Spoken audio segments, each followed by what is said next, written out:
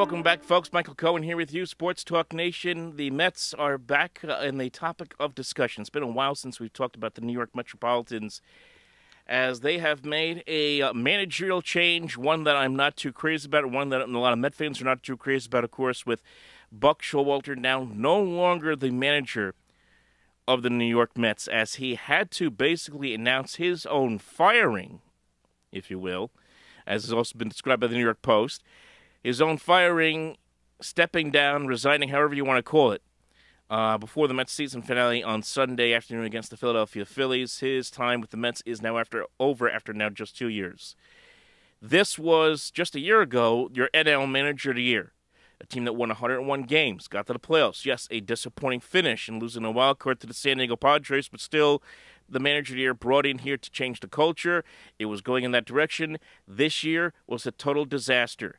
It was not all his fault. There was a lot of blame to go around here in 2023 from inconsistent performances by veteran players. The pitching was bad all the way around. The big contracts that were thrown around on guys like Justin Verlander that ended up not working, as the Mets ended up having to fish and cut bait. At that point, come August 1st, and they sent Max Scherzer and Justin Verlander out of town, Mark Canha, outfielder, out of town, and basically hit the reset button. Now, they did bring in some nice pieces in return. Luis Angel Acuna. They brought in the Scherzer deal. They brought in a couple of top prospects from the Houston Astros in the Verlander deal. So they got some good pieces in return.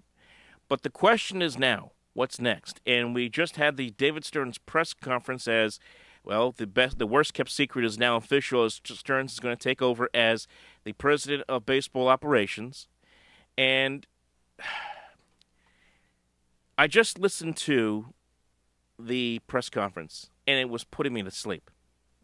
It was really, literally putting me to sleep. There was nothing that was said that's going to excite a lot of people. So if the question is, did David Stearns light up the room and win the press conference?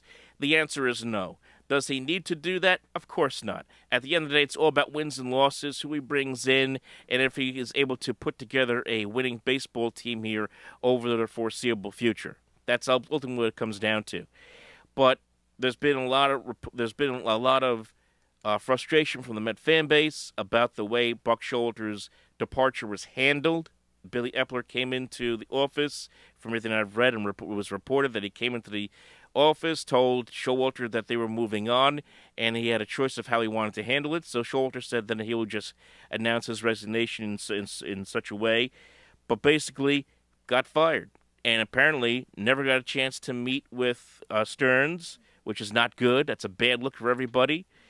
But Stearns did say that the reason he couldn't meet with Showalter is because, as of yesterday, he was still under a Milwaukee Brewer contract, unlike today, where he's now starting a Mets contract. Baseball's a business, and it's a cutthroat business. And David Stearns has every right to bring in whoever he feels most comfortable to be the manager. At the same time, it does kind of stink that Buck Showalter's out the door because, yes, in spite of some of the managerial snafus that have transpired this year, specifically with the pitching staff, I know a lot of people have criticized Showalter over the handling of a lot of young players this year. The fact is, the guy won 180 games with the Mets in 2 years. He was a good manager. They, again, won 101 games just last year. I would have liked to have seen what he could do in a reset year in 2024, but it's not going to happen.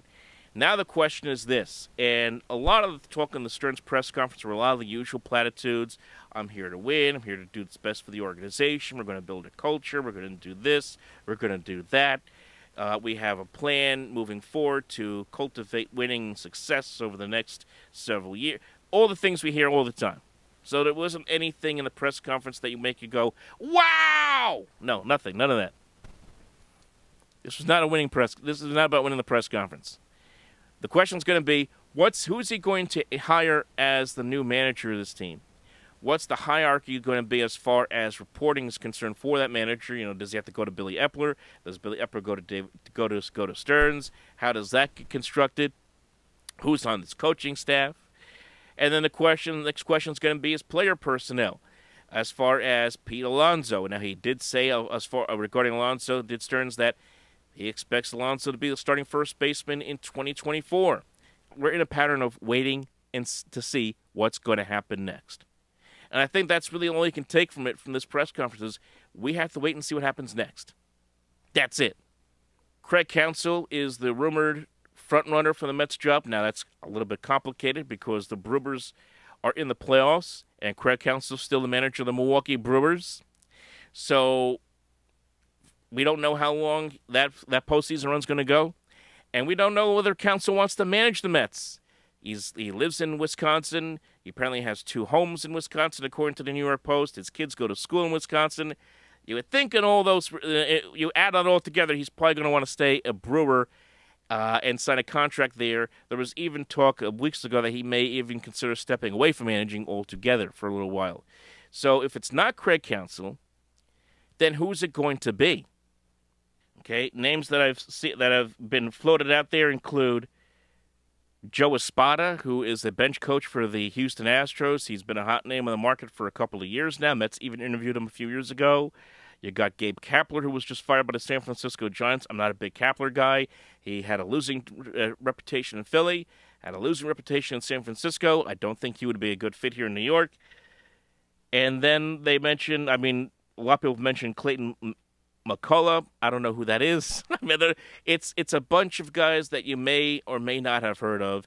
I saw in the New York Post they referenced Dusty Baker as a possible candidate. Baker, of course, managing the Houston Astros right now. I don't know if he's going to want to manage elsewhere. I don't know if he's going to retire at the end of the year. Kind of like Counsell may end up stepping away.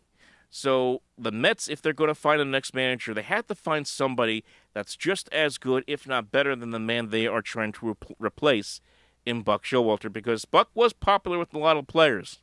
Guys like Francisco Lindor and Pete Alonso love playing for that man. That's who they got to find a way to replace. So it will not be easy. It feels like the Mets are going to be in a transition here, folks. It really does. And it's going to be a long, maybe even painful transition, as, yes, they say they're going to be competitive. Steve Cohen will not commit to saying how much he will spend or not spend this offseason. It's really a wait and see, and we'll see how competitive this team will be formed for the 2024 and beyond seasons to come. So how do I feel about this move? I don't like the Buck firing. I don't like the way it was handled. Would have liked to see him stay, but at the same time, they have the right to move on if they care to do it. It's part of the business. At the same time, we have to wait and see what happens next. That's all we can do. Like and subscribe, comment below. Talk to you next time.